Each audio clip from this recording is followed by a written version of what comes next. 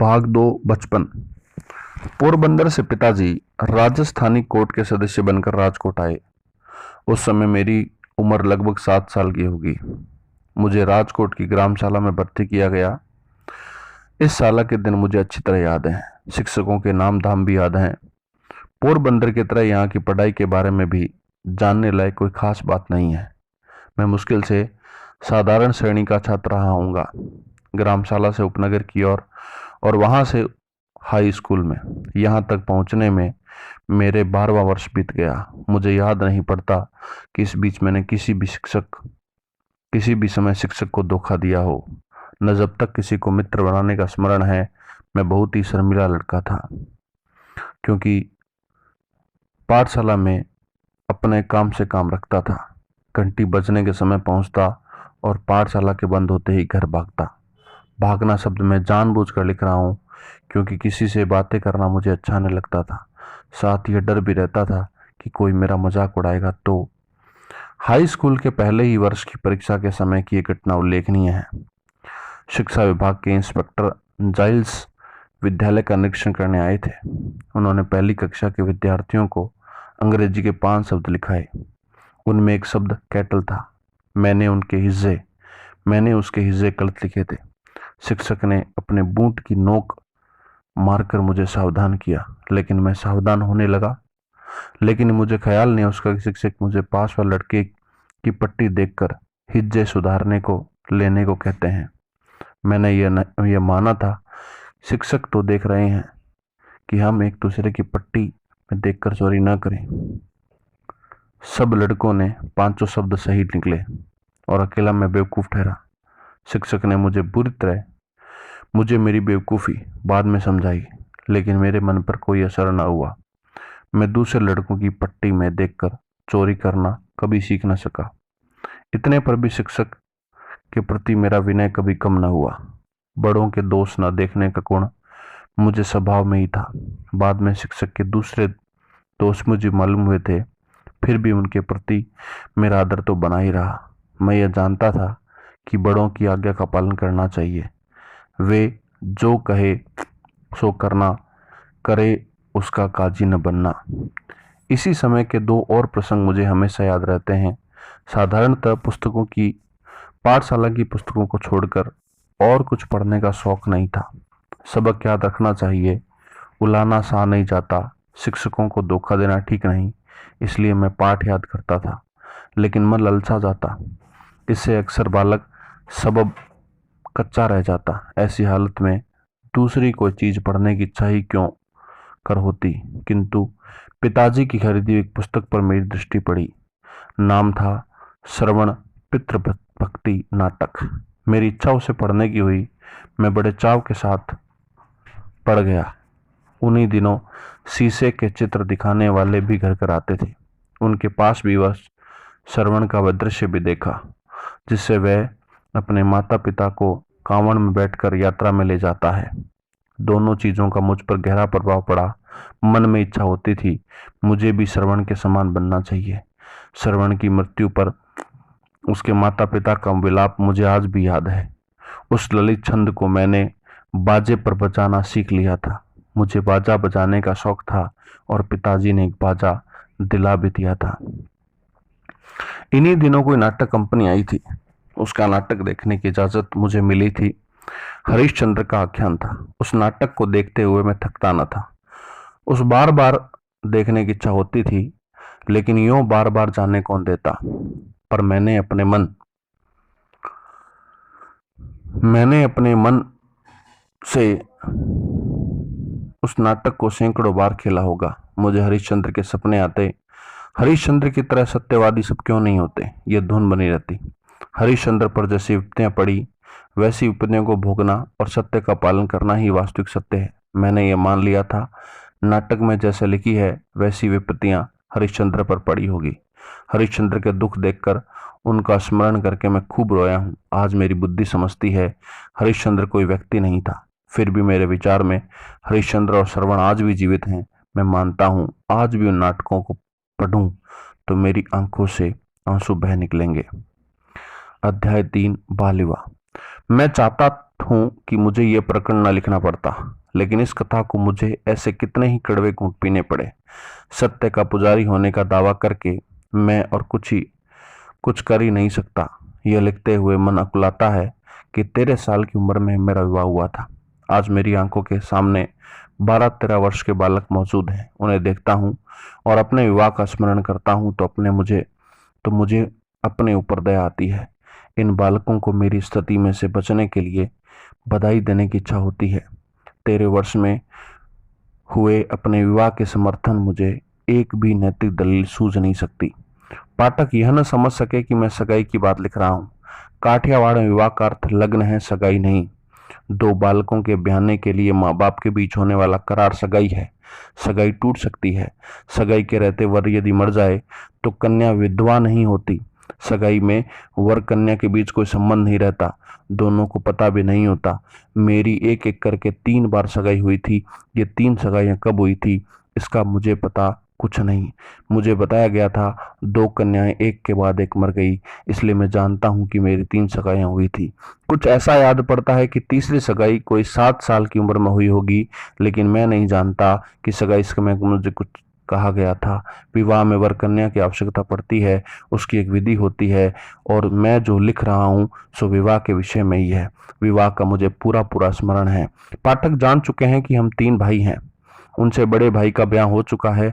मझले भाई और मुझसे 2 या 3 साल बड़े हैं। घर के बड़ों ने एक साथ 3 विवाह करने का निश्चय किया। मझले भाई का, मेरे काका जी के छोटे लड़के का, जिसकी उम्र मुझसे 1 आध साल शायद अधिक रही होगी, और मेरा। इससे हमारे कल्याण की बात नहीं थी। हमारी इच्छा की तो थी नहीं, बात सिर्फ बड़ों की सुविधा और खर्च की थी। हिंदू संसार में विवाह जैसी वैसी चीज नहीं। वर कन्या के माता पिता विवाह के पीछे बर्बाद होते हैं, धन लुटाते हैं, समय लुटाते हैं।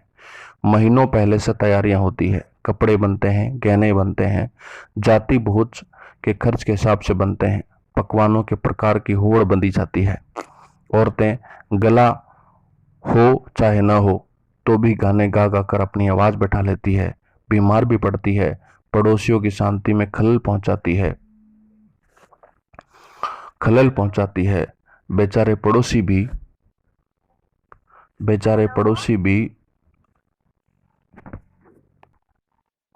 पड़ोसी भी अपने यहाँ प्रसंग आने पर यही सब करते हैं। इसलिए शोरगुल, जूठन, दूसरी गंदगियां सब कुछ उदासीन भाव से सह लेते हैं। ऐसा झमेला 3 बार करने के बदले एक ही बार कर लिया जाए तो कितना अच्छा हो। खर्च कम होने पर भी ब्याह ठाठ से हो सकता है, क्योंकि 3 ब्याह एक साथ करने पर पैसा खुले हाथों से खर्चा जा सकता है। पिताजी और काका जी बूढ़े थे, हम उनके आखिरी लड़के ठहरे, इसलिए उनके मन में हमारे विवाह रचाने का आनंद लूटने की वृत्ति भी रही होगी। इन और दूसरे ऐसे विचारों से तीनों विवाह एक साथ करने का निश्चय किया गया, और इसके लिए तैयारियां और सामग्री जुटाने काम तो, जैसा कि पहले कह चुका हूं, महीनों पहले शुरू हो चुका था। हम भाइयों को तो सिर्फ तैयारियों से पता चला कि ब्याह होने वाले हैं।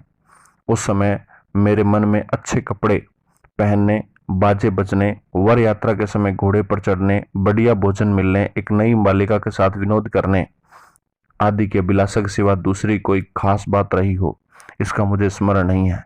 विषय भोग की वृत्ति तो बाद में आई। वह कैसे आई इसका वर्णन मैं कर सकता हूँ, पर पाठक ऐसी जिज्ञासा न रखें। मैं अपनी शर्म पर पर्दा डालना चाहता हूँ। जो कुछ बतलाने लायक है वह इसके आगे आएगा, किंतु इस चीज के ब्यौरे में उस केंद्र बिंदु में से बहुत ही थोड़ा संबंध है जिसे मैंने अपनी निगाह के सामने रखा है। हम 2 भाइयों को राजकोट से पोरबंदर ले जाया गया। वह हल्दी चढ़ाने आदि की जो विधि हुई वह मनोरंजक होते हुए भी उसकी चर्चा छोड़ देने लायक है। पिताजी दीवान थे, फिर भी थे तो नौकर ही। तिस पर राजप्रिय थे, इसलिए अधिक पराधीन रहे। ठाकुर साहब ने आखिरी घड़ी पर उन्होंने छोड़ा नहीं। अंत में जब छोड़ा तो ब्याह के 2 दिन पहले ही रवाना किया। उन्हें पहुंचाने के लिए खास डाक बिठाई गई, पर विधाता ने तो कुछ और ही सोचा था। राजकोट से बंदर 60 कोस है। बैलगाड़ी से 5 दिन का रास्ता था। पिताजी 3 दिन में पहुंचे। आखिर मंजिल में तांगा उलट गया। पिताजी को कड़ी चोट आई, हाथ पर पट्टी, पीठ पर पट्टी। विवाह विषयक उनका और हमारा आधा आनंद चला गया। फिर भी ब्याह तो हुए ही, लिखे मुहूर्त कहीं टल सकते हैं। मैं तो विवाह के बाल उत्साह में पिताजी का दुख भूल गया। मैं पितृभक्त तो था ही, पर विषय भक्ति भी वैसा ही था न। यहाँ विषय का मतलब एक इंद्रिय का विषय है, बल्कि भोग विषय नहीं है, बल्कि भोग मात्र है। माता पिता की भक्ति के लिए सब सुखों का त्याग करना चाहिए। यह ज्ञान तो आगे चलकर मिलने ही वाला था, जिस पर भी मानो मुझे इस भोगेच्छा का दंड ही भुगतना हो। इस तरह मेरे जीवन में एक विपरीत घटना घटी, जो मुझे आज तक अखरती है। जब जब निष्कुलानंद का त्याग न कटे रे वैराग बिना, करिए कटी उपाय जी। गाता हूं या सुनता हूं, तब तब विपरीत और कड़वी घटना मुझे याद आती है और शर्माती है। पिताजी ने शरीर से पीड़ा भोगते हुए भी बाहर से प्रसन्नता दिखाने का प्रयत्न किया और विवाह में पूरी तरह योग दिया।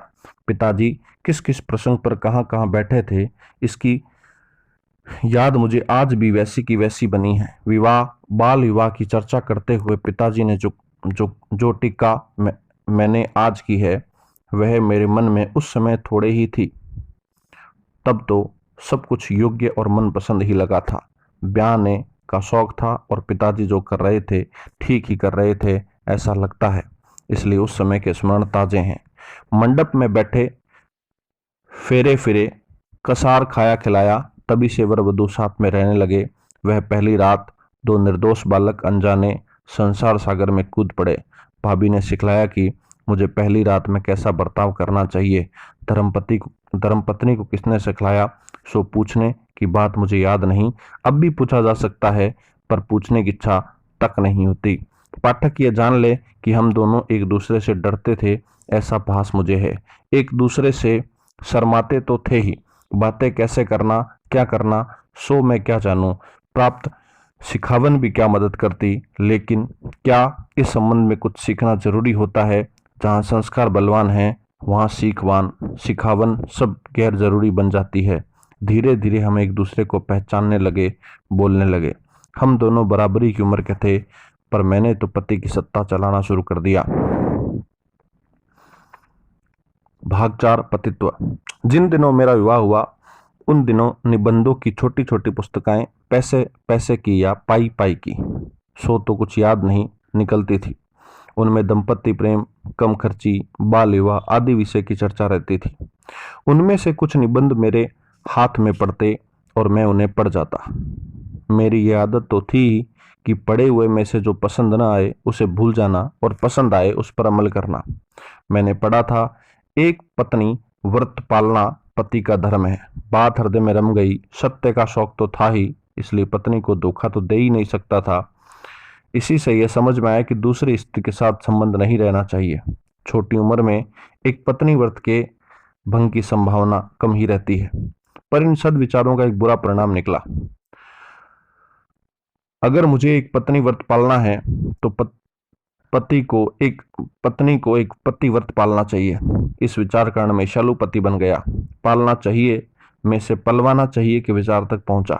और अगर पलवाना है तो मुझे पत्नी की निगरानी करनी चाहिए। मेरे लिए पत्नी की पवित्रता के में शंका करने का कोई कारण नहीं था, पर ईर्ष्या कारण क्यों देखने लगी। मुझे हमेशा ये जानना चाहिए कि मेरी स्त्री कहाँ जाती है, इसलिए मेरी अनुमति के बिना वह कहीं जा ही नहीं सकती। यह चीज हमारे बीच दुखद झगड़े की जड़ बन गई। बिना अनुमति के कहीं भी न जा सकना तो एक तरह की कैद हुई। कस्तूरबा ऐसी कैद सहन करने वाली थी ही नहीं। जहाँ इच्छा होती वहां मुझसे बिना पूछे जरूर जाती। मैं ज्यों ज्यों दबाव डालता त्यों त्यों वह अधिक स्वतंत्रता से काम लेती और त्यों त्यों मैं अधिक चिढ़ता। इससे हम बालकों के बीच बोलचाल का बंद होना एक मामूली चीज बन गई। कस्तूरबा ने जो स्वतंत्रता बरती उसे मैं निर्दोष मानता हूँ। जिस बालिका के मन में पाप नहीं है, वे देव दर्शन के जाने पर या किसी से मिलने जाने पर दबाव क्यों सहन करे। अगर मैं उस पर दबाव डालता हूँ तो वह मुझ पर क्यों न डाले। यह तो अब समझ में आ रहा है। उस समय तो मुझे अपना पतित्व सिद्ध करना था। लेकिन पाठक यह न माने कि हमारे गृह जीवन में कहीं भी मिठास नहीं थी। मेरी वक्रता की जड़ प्रेम में थी। मैं अपनी पत्नी को आदर्श बनाना चाहता था। मेरी यह भावना थी कि वह स्वच्छ रहे, मैं सीखूं सो सीखे, मैं पढ़ूं सो पढ़े, और हम दोनों एक दूसरे में ओतप्रोत रहें। कस्तूरबा में यह भावना थी या नहीं इसका मुझे पता नहीं। वे निरक्षर थी, स्वभाव से सीधी, स्वतंत्र, मेहनती, मेरे साथ तो कम बोलने वाली थी। उसे अपने अज्ञान का असंतोष न था। मेरे बचपन में कभी उसकी यह इच्छा नहीं जानी मेरी तरह वह पढ़ सके तो अच्छा हो। इसलिए मैं मानता हूं कि मेरी भावना एक पक्षी थी।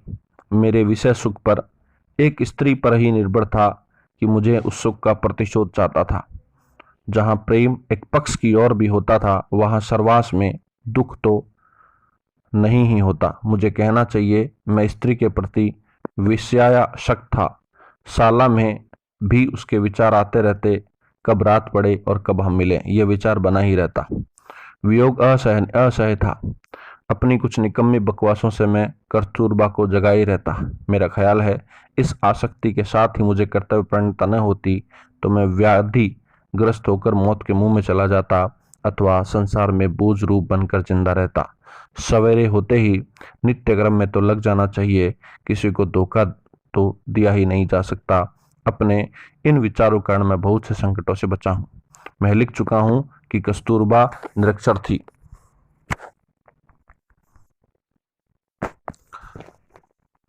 उससे पढ़ाने की मेरी बड़ी इच्छा थी, पर मेरी विषय वासना मुझे पढ़ाने कैसे देती। एक तो मुझे जबरदस्ती पढ़ाना था, वह भी रात के एकांत में ही हो सकता था। बड़ों के सामने तो स्त्री की तरफ देखा भी नहीं जा सकता था। फिर बातचीत कैसे होती। उन दिनों काठियावाड़ में घूंघट निकालने का निकम्मा और जंगली रिवाज था, आज भी बड़ी हद तक मौजूद है।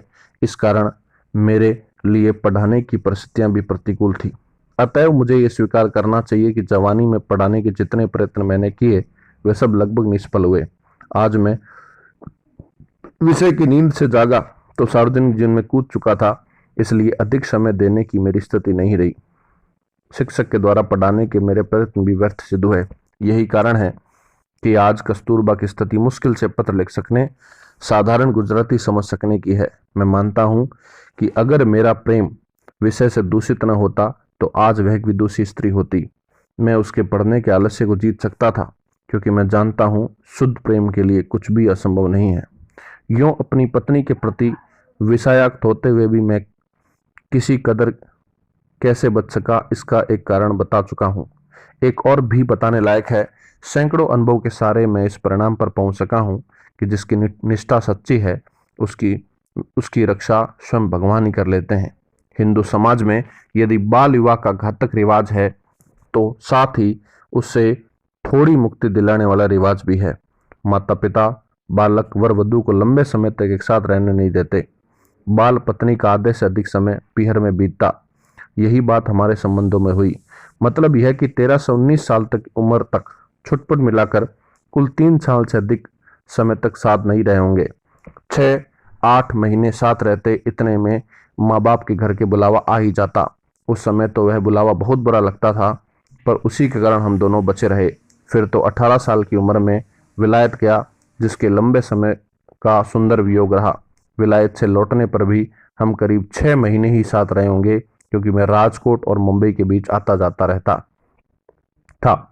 इतने में दक्षिण अफ्रीका का बुलावा आ गया। इस बीच तो मैं अच्छी तरह जागृत हो चुका था। अध्याय 5 हाई स्कूल में। मैं ऊपर लिख चुका हूं कि ब्याह के समय में हाई स्कूल में पढ़ता था। उस समय हम तीनों भाई एक ही स्कूल में पढ़ते थे। जेठे भाई ऊपर के दर्जे में थे। जिस भाई के ब्याह के साथ मेरा ब्याह हुआ था वो मुझसे एक दर्जा आगे था।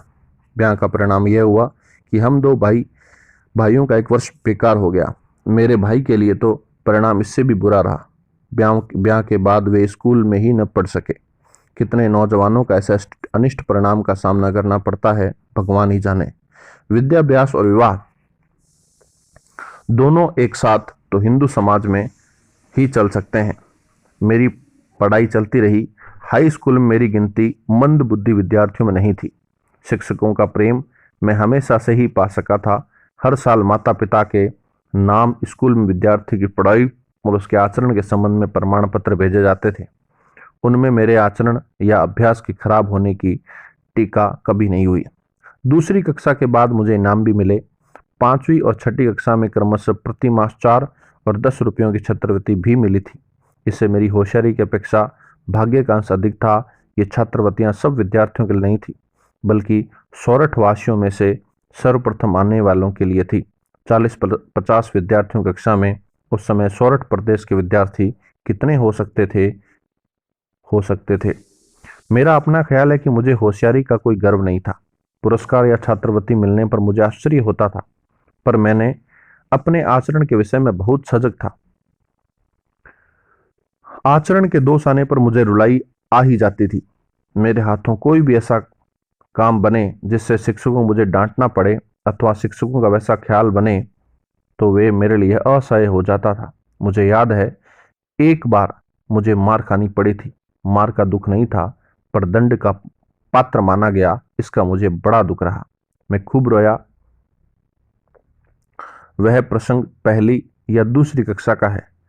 दूसरा एक प्रसंग 7वीं कक्षा का है। उस समय दोराबाजी एदलजी गिमी हेडमास्टर थे। वे विद्यार्थी प्रेमी थे क्योंकि वे नियमों का पालन करवाते, व्यवस्थित रीति से काम करवाते और लेते और अच्छी तरह पढ़ाते थे।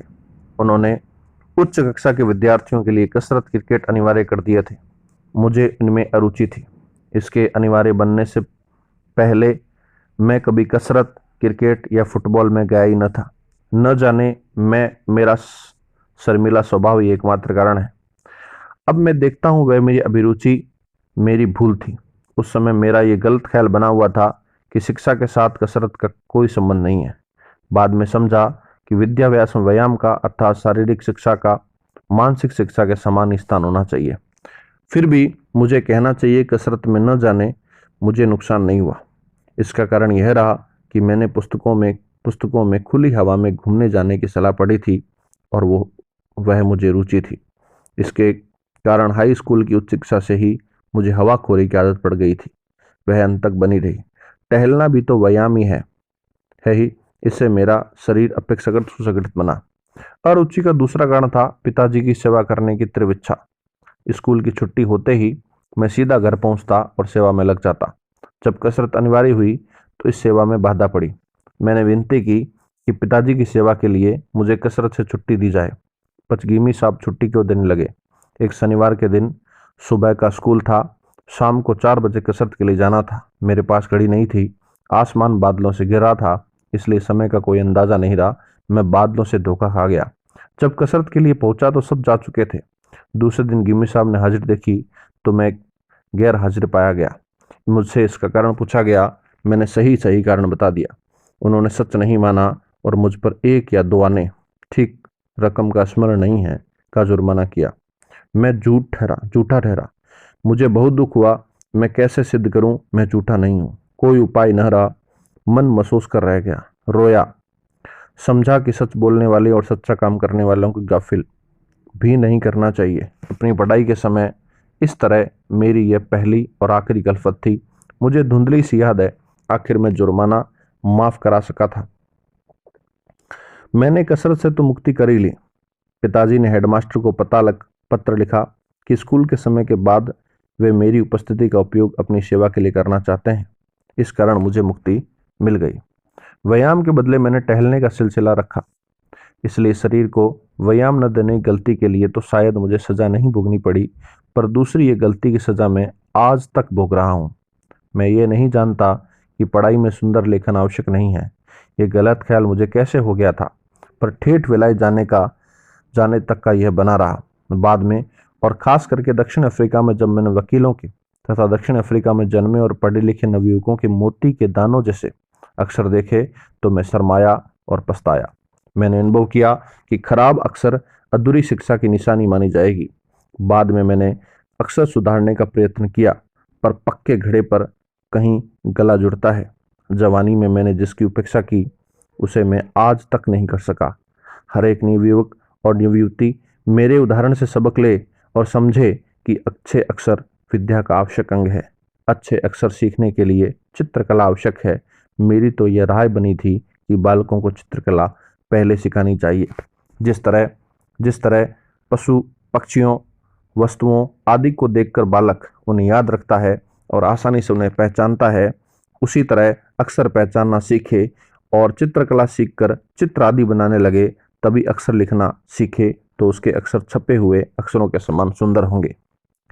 इस समय के विद्याभ्यास के दूसरे दो संस्मरण उल्लेखनीय हैं। ब्याह के कारण जो 1 साल नष्ट हुआ था, उसे बचा लेने की दूसरी कक्षा के शिक्षक ने मेरे पहले सामने रखी थी। उन दिनों परिश्रमी विद्यार्थी को इसके लिए अनुमति मिलती थी। इस कारण तीसरी कक्षा में मैंने 6 महीने गर्मियों की छुट्टियों से पहले होने वाली परीक्षा के बाद मुझे चौथी कक्षा में बिठाया गया। इस कारण से थोड़ी पढ़ाई अंग्रेजी माध्यम में होने लगती थी। मेरी समझ में कुछ न आता था। भूमिति भी चौथी कक्षा शुरू होती थी। मैं उसमें पिछड़ा हुआ था ही, इस पर मैं बिल्कुल समझ नहीं पाता था। भूपति शिक्षक अच्छी तरह समझाकर पढ़ाते थे, पर मैं कुछ समझ ही न सकता था। मैं अक्सर निराश हो जाता। कभी कभी यह भी सोचता कि 1 साल में 2 कक्षाएं करने का विचार छोड़कर मैं तीसरी कक्षा में लौट जाऊं, पर ऐसा करने में मेरी लाज जाती और जिन शिक्षक ने मेरी लगन पर भरोसा करके मुझे चढ़ाने की सिफारिश की थी, उनकी भी लाज जाती। इस भय से नीचे जाने तक का विचार तो छोड़ ही दिया।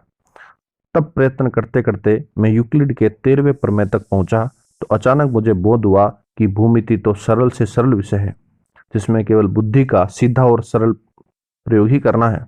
इसमें कठिनाई क्या है? उसके बाद तो भूमिति मेरे लिए सदा ही एक सरल और सरस विषय बना रहा। भूमिति की अपेक्षा संस्कृत ने मुझे अधिक परेशान किया। भूमिति में रटने कोई बात ही नहीं, जबकि मेरी दृष्टि से संस्कृत में तो सब रटना ही होता था।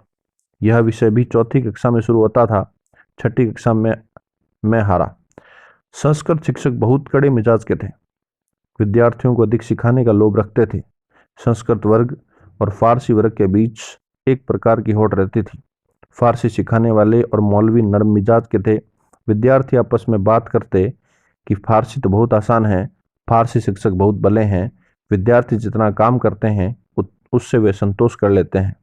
मैं भी आसान होने की बात सुनकर ललचाया और एक दिन फारसी के वर्ग में जाकर बैठा। संस्कृत शिक्षक को दुख हुआ। उन्होंने मुझे बुलाया और कहा, यह तो समझ कि तू किनका लड़का है। क्या तू अपने धर्म की भाषा नहीं सीखेगा? तुझे जो कठिनाई हुई सो मुझे बता। मैं तो सब विद्यार्थियों को बढ़िया संस्कृत सिखाना चाहता हूँ। आगे चलकर उसमें रस के घूंट पीने को मिलेंगे। तुझे यूं हारना नहीं चाहिए।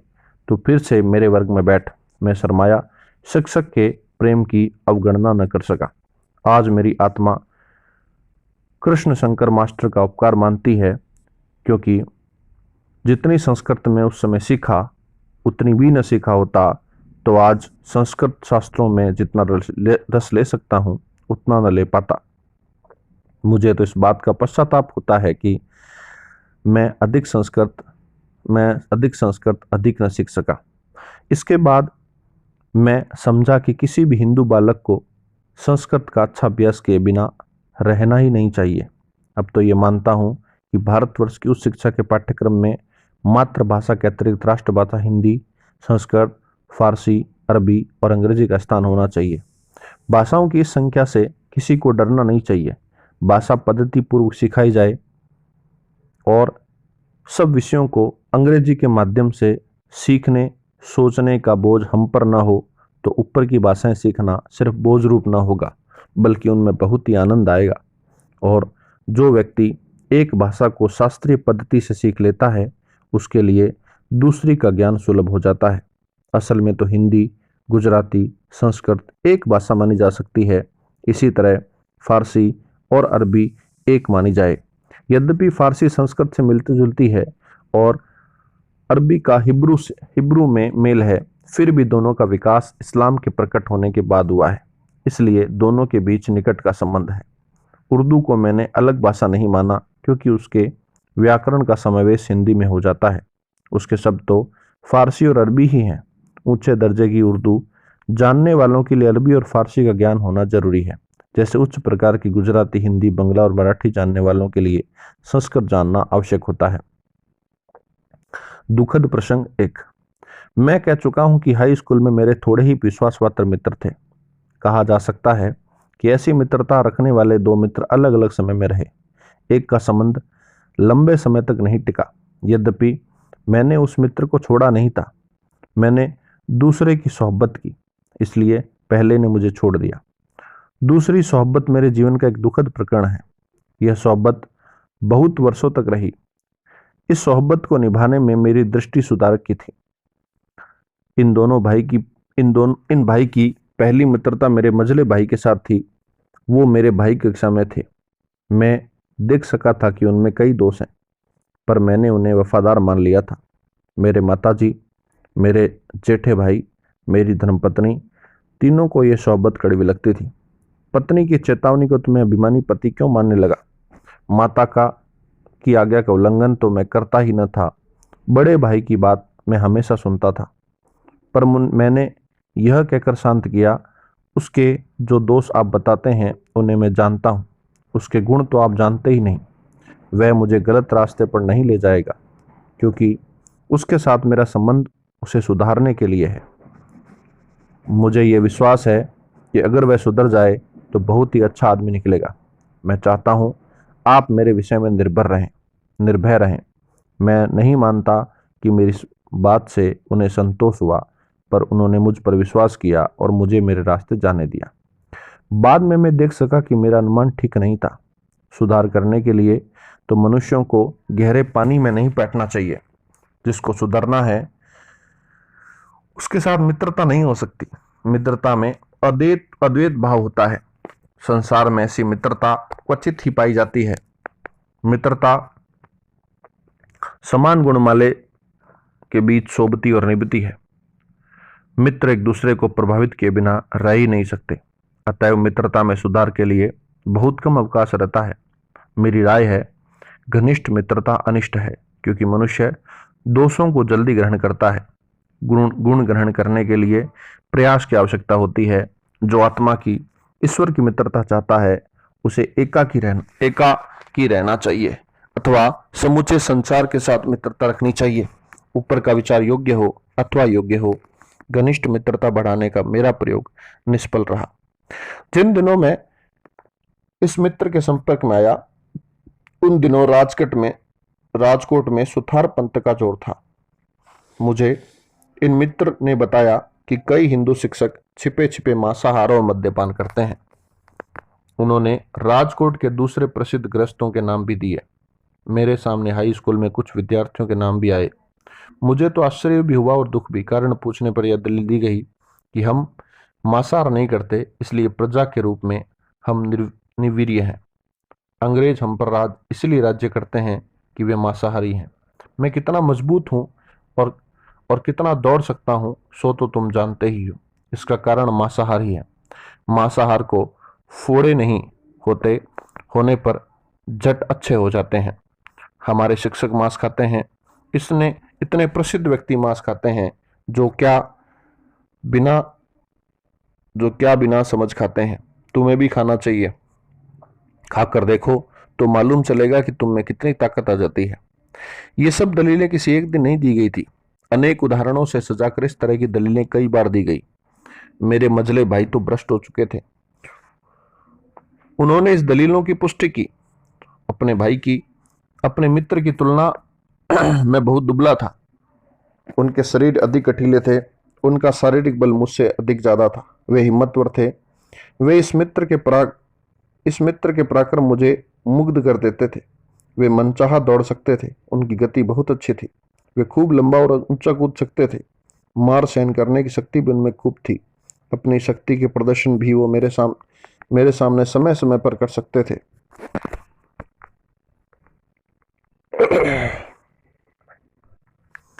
जो शक्ति अपने में नहीं होती उसे दूसरे में देखकर मनुष्य को आश्चर्य होता ही है।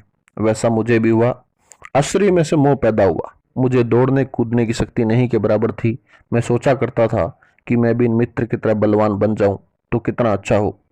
इसके अलावा मैं बहुत डरपोक था। चोर, भूत, सांप आदि के डर से घिरा रहता था। ये डर मुझे खूब हैरान भी करते थे। रात कहीं अकेले जाने की हिम्मत नहीं थी। अंधेरे में तो कहीं जाता ही नहीं था। दिए के बिना सोना भी लगभग असंभव था। कहीं इधर से भूत ना आ जाए उधर से चोर ना आ जाए, तीसरी जगह से सांप ना निकल जाए, इसलिए बत्ती की जरूरत तो रहती ही थी। पास में सोई हुई और अब कुछ सयानी बनी हुई पत्नी भी। अपने इस डर इस डर की बात मैं कैसे करता। मैं ये समझ चुका था कि मुझसे ज्यादा हिम्मत वाली है, इसलिए मैं शर्माता था।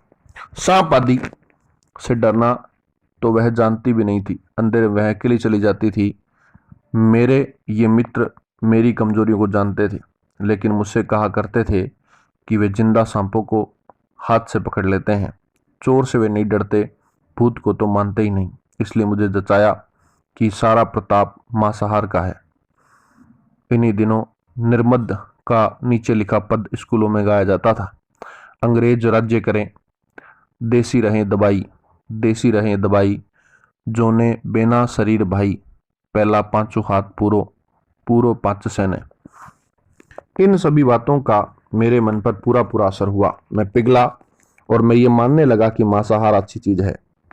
उससे मैं बलवान और साहसी बनूंगा। समूचा देश मांसाहार करे तो अंग्रेजों को हराया जा सकता है। मांसाहार शुरू करने का दिन निश्चित हुआ। इस आरंभ का अर्थ सब पाठक नहीं समझ सकेंगे। गांधी परिवार वैष्णव संप्रदाय का है। माता पिता बहुत कट्टर वैष्णव माने जाते हैं। हवेली में हमेशा जाते हैं। कुछ मंदिर तो परिवार के ही माने जाते हैं। फिर गुजरात में जैन संप्रदाय का बड़ा जोर है। उसका प्रभाव हर जगह हर काम में पाया जाता है। इसलिए मांसाहार का जैसा विरोध और तिरस्कार गुजरात में और श्रावकों और वैष्णवों में पाया जाता है, वैसा हिंदुस्तान में या सारी दुनिया में कहीं और नहीं पाया जाता। ये मेरे संस्कार थे। मैं अपने माता पिता का परम भक्त था।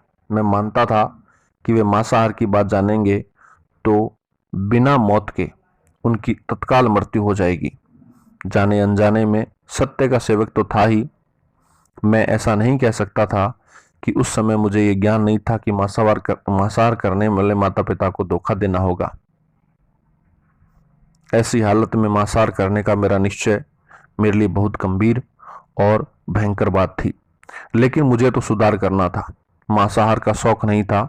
यह सोचकर कि उसमें स्वाद है, मैं मांसाहार शुरू नहीं कर रहा था। मुझे तो बलवान और साहसी बनना था, दूसरों को वैसा बनने के लिए न्योतना था और फिर अंग्रेजों को हराकर हिंदुस्तान को स्वतंत्र कराना था। स्वराज शब्द उस समय तक नहीं सुना था। सुधार के जोश में मैं होश भूल गया था। दुखद प्रसंग 2। निश्चित दिन आया। अपनी स्थिति का संपूर्ण वर्णन करना मेरे लिए कठिन है। एक तरफ सुधार का उत्साह था, जीवन में महत्व परिवर्तन करने का कौतूहल था। दूसरी तरफ चोर की तरह छिप छिप कर काम करने की शर्म थी। मुझे याद नहीं पड़ता मुख्य वस्तु क्या थी। हम नदी की तरफ एकांत की खोज में चले। दूर जाकर ऐसा खोजा जहां कोई देख न सके, और मैंने कभी न देखी हुई वस्तु मांस देखी। साथ में बटियार खाने की डबल रोटी थी। दोनों में से एक भी चीज मुझे भाती नहीं थी। मांस चमड़े जैसा लगता था। खाना असंभव हो गया। मुझे के होने लगी। खाना छोड़ देना पड़ा। मेरी वह रात बहुत बुरी बीती। नींद नहीं आई। सपने में ऐसा भास होता था जैसे मानो शरीर के अंदर बकरा जिंदा हो और रो रहा हो। मैं चौंक उठता, पछताता और फिर सोचता कि मुझे तो मांसाहार करना ही है, हिम्मत नहीं हारनी है। मित्र भी हार खाने वाले नहीं थे। उन्होंने तो मांसाहार को अलग अलग ढंग से पकाने, सजाने और ढकने का प्रबंध किया। नदी किनारे ले जाने के बदले किसी बावर्ची के साथ बातचीत करके छिपे छिपे सरकारी डाक बंगले पर ले जाने की व्यवस्था की। वहां कुर्सी, मेज वगैरह सामान के प्रलोभन मुझे डाला। इसका असर हुआ। डबल रोटी की नफरत कुछ कम पड़ी। बकरे की दया छूटी और मांस का तो कह नहीं सकता, पर मांस वाले पदार्थों में स्वाद आने लगा। इस तरह 1 साल बीता होगा। इस बीच 5-6 बार मांस खाने को मिला होगा, क्योंकि डाक बंगला सदा सुलभ में रहता था और मांस के स्वादिष्ट माने जाने वाले बढ़िया पदार्थ भी सदा तैयार नहीं हो सकते थे। फिर ऐसे भोजनों पर पैसा भी खर्च होता था। मेरे पास तो फूटी कौड़ी भी नहीं थी, इसलिए मैं कुछ दे नहीं सकता। इसलिए खर्च की व्यवस्था उन मित्रों को ही करनी होती थी। उन्होंने कहा, से कैसे व्यवस्था की, इसका मुझे आज तक पता नहीं है। उनका इरादा तो मुझे मांस की आदत लगा लेने का, भ्रष्ट करने का था, इसलिए अब पैसा वे अपने पास से खर्च करते थे। पर उनके पास भी कोई अखूट खजाना नहीं था, इसलिए ऐसी दावतें कभी कभी ही हो सकती थी। जब जब ऐसा भोजन मिलता तब तब घर पर तो भोजन हो ही नहीं सकता था। ऐसे माताजी भोजन के लिए बुलाती, आज भूख नहीं है, खाना हजम नहीं हुआ, ऐसे बहाने बनाने पड़ते थे। ऐसा कहते समय मुझे भारी आघात पहुंचता था।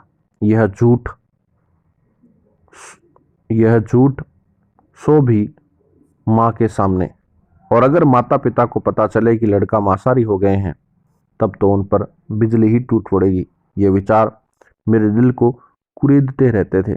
इसलिए मैंने निश्चय किया, मांस खाना आवश्यक है, उसका प्रचार करके हम हिंदुस्तान को सुधारेंगे। पर माता पिता को धोखा देना और झूठ बोलना तो मांस न खाने से भी बुरा है। इसलिए माता पिता के जीते जी मांस नहीं खाना चाहिए। इनकी मृत्यु के बाद स्वतंत्र होने पर खुले तौर से मांस खाना चाहिए, और जब तक समय न आवे तब तक मांसाहार का त्याग करना चाहिए। अपना ये निश्चय मैंने मित्र को बता दिया। तब से मांसाहार झूठा सदा के लिए छूट गया। माता पिता कभी ये जान नहीं पाए कि उनके दो पुत्र मांसाहार कर चुके हैं। माता पिता को धोखा न देने का शुभ विचार में से मैंने मांसाहार छोड़ा। पवित्रता नहीं छोड़ी। मैं मित्र को सुधारने चला था, पर खुद ही गिरा, और गिरावट का मुझे होश तक न रहा। इसी मोहब्बत के कारण मैं व्यभिचार में भी फंस जाता। एक बार मेरे ये मित्र मुझे वेश्याओं की बस्ती में ले गए। वहां मुझे योग्य सूचनाएं देकर स्त्री का मकान में भेजा। मुझे पैसा वगैरह कुछ नहीं देना था, हिसाब हो चुका था। मुझे तो सिर्फ दिल बहलाव की बातें करनी थी। मैं घर में घुस तो गया, पर जिससे ईश्वर बचाना चाहता है वे गिरने की इच्छा रहते हुए भी पवित्र रह सकता है। उस कोठरी में मैं तो बिल्कुल अंधा बन गया। मुझे बोलने का भी होश नहीं रहा। मारे शर्म के सन्नाटे माकर उस औरत के पास खटिया पर बैठा, पर मुंह से बोल न निकल सका। औरत के गुस्से ने आकर मुझे 2-4 खरी खोटी सुनाई और दरवाजे की राह दिखाई।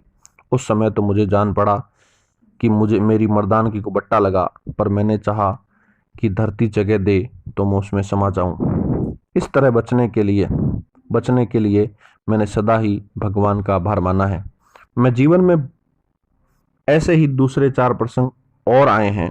कहना होगा कि उनमें से अनेकों में अपने प्रयत्न के बिना केवल परिस्थिति कारण में बचा हूं। विशुद्ध दृष्टि से इन प्रसंगों से मेरा पतन नहीं माना जाएगा। चूंकि मैंने विषय की इच्छा की, इसलिए मैं भोग ही चुका। फिर भी लौकिक दृष्टि से इच्छा करने पर भी प्रत्यक्ष कर्म से बचता है, हम उसे बचा हुआ मानते हैं, और इन प्रसंगों से इसी तरह अपनी ही हद तक बचा हुआ माना जाऊंगा। फिर भी कुछ काम ऐसे हैं जिन्हें करने से बचना व्यक्ति के लिए और उसके संपर्क में आने वालों के लिए बहुत ही लाभदायक होता है। जब विचार शुद्धि हो जाती है तब उस कार्य से बच जाने के लिए ईश्वर का अनुग्रहित होता है। जिस तरह हम यह अनुभव करते हैं कि पतन से बचने का प्रयत्न करते हुए भी मनुष्य पतित बनता है, उसी तरह यह भी अनुभव सिद्ध बात है कि गिरना चाहते हुए भी अनेक संयोगों के कारण मनुष्य गिरने से बच जाता है। इसमें पुरुषार्थ कहाँ है, देव कहाँ है, अथवा किन नियमों के वश होकर मनुष्य गिरता या बचता है, ये सारे गूढ़ प्रश्न हैं। इनका हल आज तक नहीं हुआ, और कहना कठिन है अंतिम निर्णय कभी हो सकेगा या नहीं।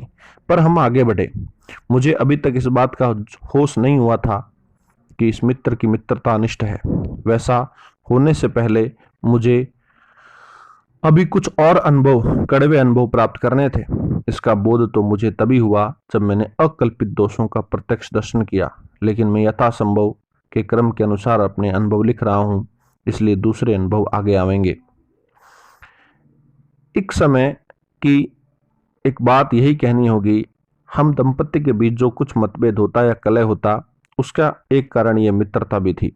मैं ऊपर बता चुका हूं कि जैसा प्रेमी वैसा ही वहमी पति था। मेरे वहम को बढ़ाने वाली मित्रता थी, क्योंकि मित्र की सच्चाई के बारे में मुझे संदेह था ही नहीं। इस मित्र की बातों में आकर मैंने अपनी धर्मपत्नी को कितने ही कष्ट पहुंचाए। इस कष्ट के लिए मैंने अपने को कभी माफ नहीं किया। इस हिंसा के लिए मैंने अपने को कभी माफ नहीं किया। ऐसा दुख हिंदू स्त्री ही सहन कर सकती है। इसी कारण मैंने स्त्री को सदा सहनशीलता की मूर्ति के रूप में देखा है। नौकर पर झूठा शक किया जाए तो वह नौकरी छोड़ देता है। पुत्र पर ऐसा शक हो तो वह पिता का घर छोड़ देता है। मित्रों के बीच शक पैदा हो तो मित्रता टूट जाती है। स्त्री को पति पर शक हो तो मन महसूस कर बैठ जाती है, पर अगर पति पत्नी पर शक करे तो पत्नी बेचारी का भाग्य ही उड़ जाता है। वह कहाँ जाए। उच्च माने जाने वाले वर्ण की हिंदू स्त्री अदालत में जाकर बधी हुई गांठ को कटवा नहीं सकती। ऐसा एक तरफा न्याय उसके लिए रखा गया है। इस तरह का न्याय मैंने दिया, उसके दुख को मैं कभी भूल नहीं सकता। इस संदेह की जड़ तो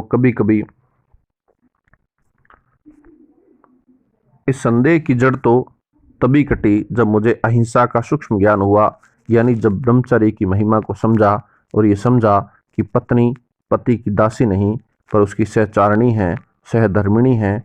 दोनों एक दूसरे के सुख दुख के समान साझेदार हैं। भला बुरा कहने की जितनी स्वतंत्रता पति को है उतनी ही पत्नी को है। संदेह के उस काल में जब याद करता हूँ तो उसे अपनी मूर्खता और विषांत निर्दयता पर क्रोध आता है और मित्रता विषयक अपनी मूर्छा पर दया आती है। धन्यवाद। अगला पाठ सुनने के लिए चैनल को सब्सक्राइब करें। धन्यवाद।